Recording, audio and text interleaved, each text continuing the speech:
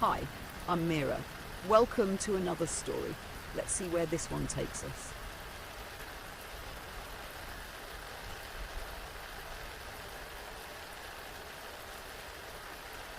The storm pounded relentlessly against the city, thick sheets of rain hammering the decayed rooftops and abandoned streets.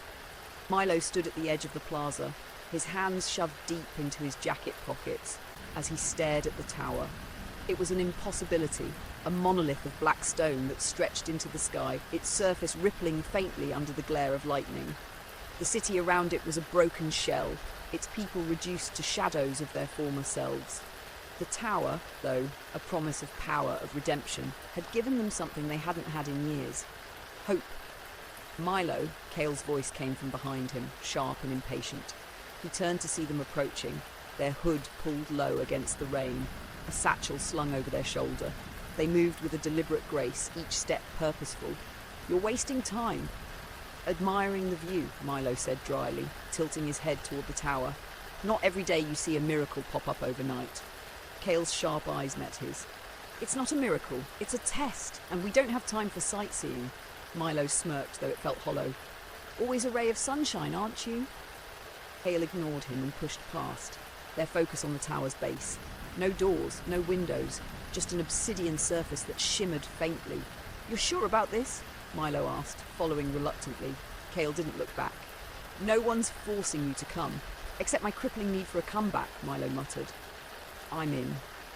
The first chamber was dimly lit, the air heavy and electric. A circular pedestal stood in the centre, a glowing orb perched on top. Around the walls, strange carvings twisted and shimmered like they were alive. Milo approached cautiously, the sound of his footsteps swallowed by the oppressive silence. "What's the deal here?" he asked, glancing at Kael. Kael studied the carvings, their face unreadable. "It's a test." "Figured that much," Milo replied. "Care to elaborate?" The orb flared briefly, and a voice filled the chamber, deep and resonant, vibrating through their bones. "To ascend, you must leave behind that which weighs you down." "Cryptic," Milo muttered. "Love that." Kael ignored him and stepped toward the orb. Their hand hovered over it for a moment, their face hardening. Then they placed their palm on its surface. The light intensified, and Milo caught a glimpse of Kael's face twisting in pain before the orb dimmed and the carvings on the wall shifted, revealing a doorway. "What happened?" Milo asked as Kael pulled their hand back. "Nothing," Kael said, their voice tight. "Your turn." Milo hesitated, his chest tightening as he approached the orb. He could feel its energy, cold and unrelenting, like it was staring into him. He thought about the weight he carried, his career in shambles, his name a joke, the betrayal he'd caused in the pursuit of stories. Did the tower know all of it? With a deep breath, he placed his hand on the orb. The light flared, and his mind filled with images, faces he'd hurt, promises he'd broken, the crushing weight of his failures. It pressed down on him, suffocating until he felt like he couldn't breathe. Then, as quickly as it began, it was over. The light faded, and the doorway opened wider. Milo staggered back, his breaths ragged. "Hell of a welcome," he muttered. Kael didn't respond. They were already walking toward the next passage, their shoulders tense. Milo followed, his heart pounding. Whatever the tower wanted from them, it wasn't finished yet. The next chamber was a labyrinth of shifting walls and pulsing light. The carvings here were more erratic, glowing and fading in unpredictable patterns. The air was heavier, like it was weighing every breath. "It's a maze," Kael said, their voice steady. "We stay together." "You sure about that?" Milo asked, eyeing the shifting walls. "I thought you didn't trust anyone." Kael glanced at him, their gaze sharp. "I don't. But if we get separated, we're dead." The maze shifted as they moved, the walls grinding against each other like ancient machines. The light played tricks on Milo's eyes, twisting the shadows into strange shapes. Every step felt like a gamble, every turn like a trap waiting to spring. At one junction, they stopped as the carvings flared to life. The voice returned, louder this time. To proceed, one must sacrifice for the other. Milo felt the blood drain from his face. "Sacrifice what?" Kael didn't answer. Their jaw tightened as they looked at the carvings, then back at Milo. "It doesn't matter. We don't stop." Milo grabbed their arm. "What are you doing? You can't just—" Kael pulled free, their expression colder than he'd ever seen. "I told you, Milo. The tower takes what it wants. You're either ready to pay the price or you're not. Without another word, they stepped forward, the carvings glowing brighter as the walls shifted again. Milo stared after them, his pulse racing. He didn't know what Kael had given up, but he couldn't shake the feeling that it had cost more than they were letting on. And he knew the tower wasn't done taking yet.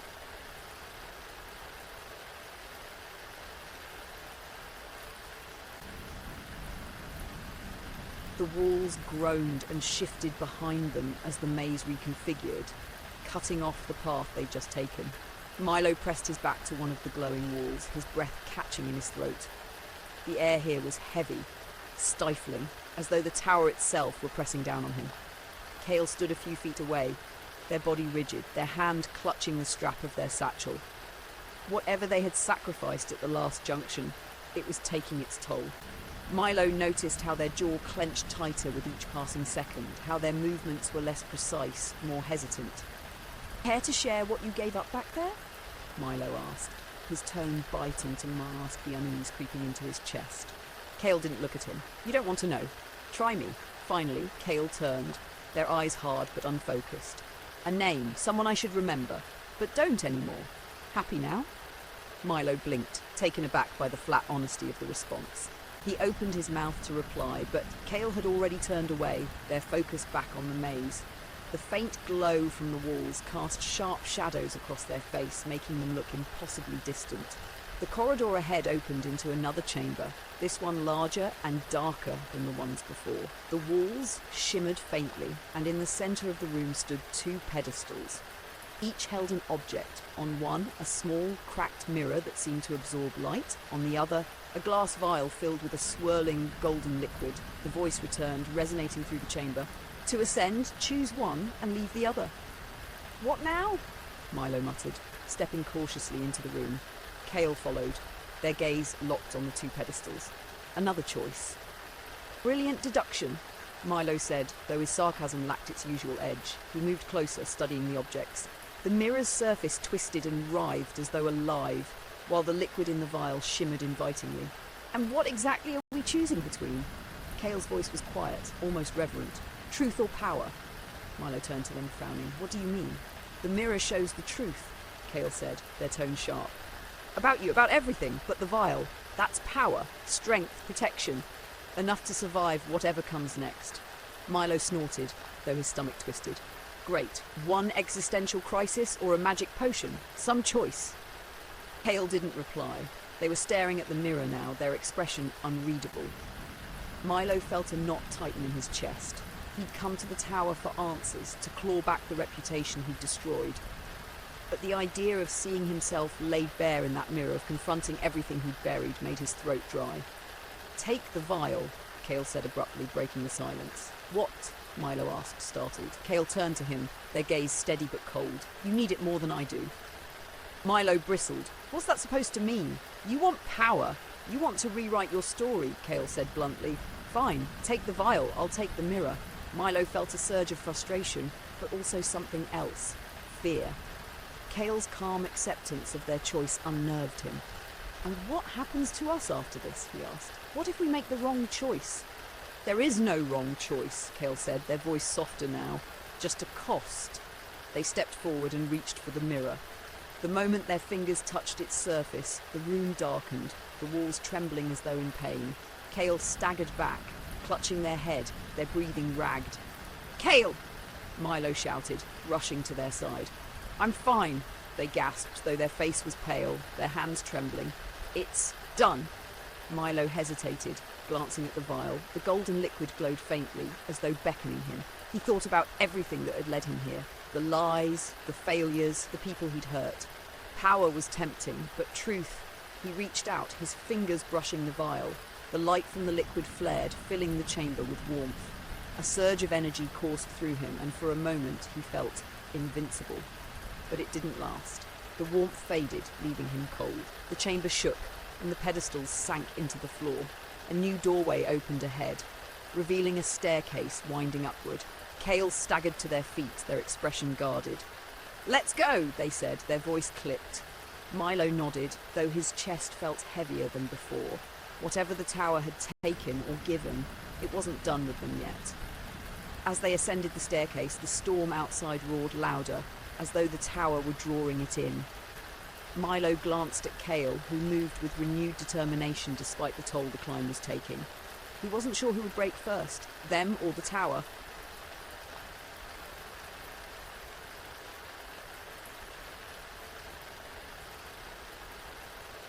The staircase spiraled upward, its smooth black stone illuminated by a faint, pulsating light that seemed to come from within the walls themselves. The air grew colder as they climbed, the oppressive weight of the tower pressing down on Milo's chest.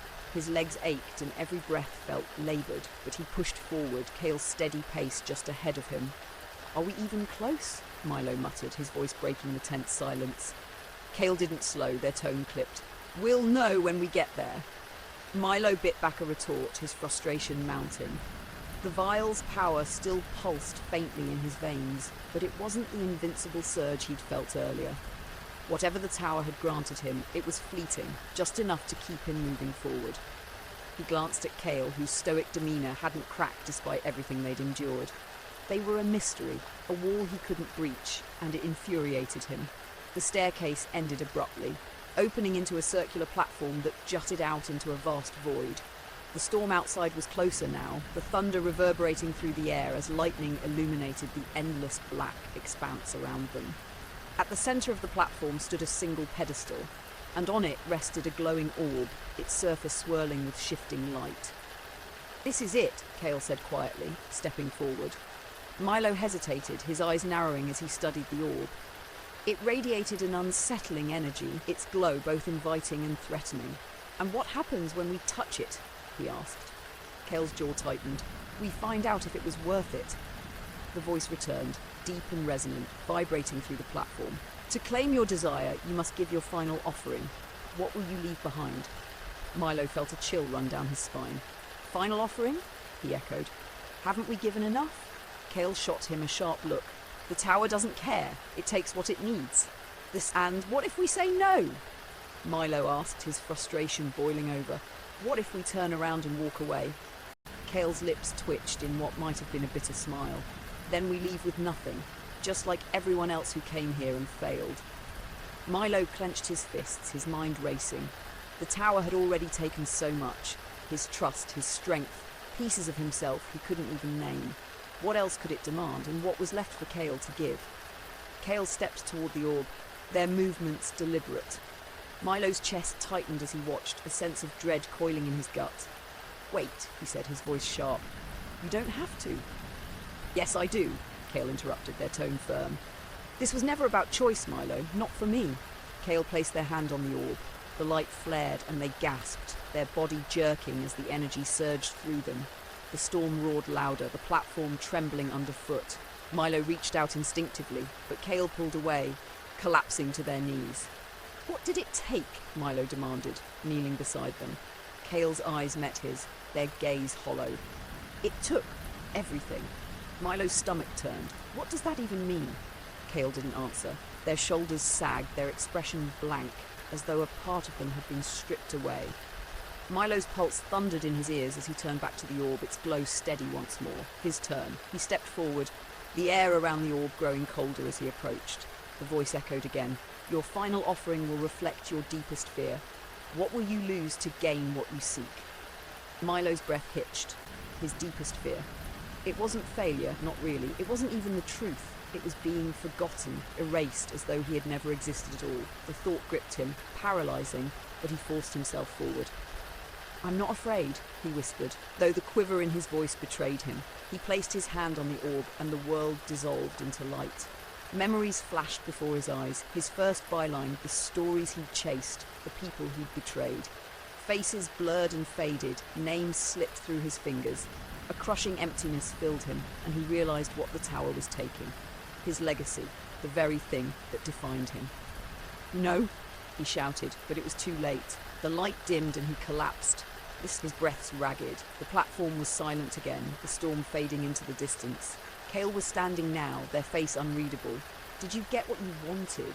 they asked. Milo pushed himself to his feet, his body trembling. "I don't know." The orb pulsed one last time and the voice returned. You may descend. The tower didn't grant wishes, it stripped them bare, leaving only what was essential. Milo and Kael exchanged a glance. Their partnership forged in desperation, now bound by shared loss. Without a word, they turned and began the descent, the stormless city waiting far below. Thanks for listening. If the story stuck with you, come back next time for another journey.